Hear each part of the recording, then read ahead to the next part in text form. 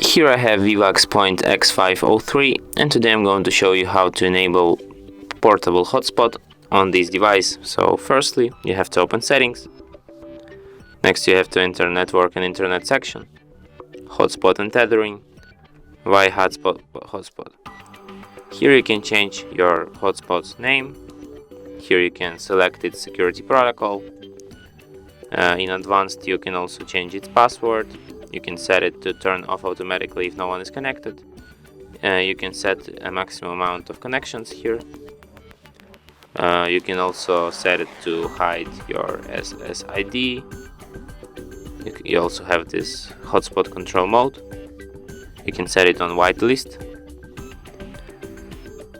And you can also manage connected users, blocked users, and you can manage your whitelist here.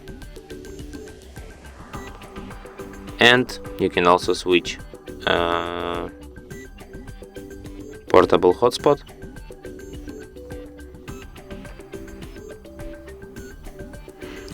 You can switch it here, and now you can also switch it here at the upper bar. And that's it. Thanks for watching. If you find this tutorial useful, don't forget to hit that like button and subscribe to our channel.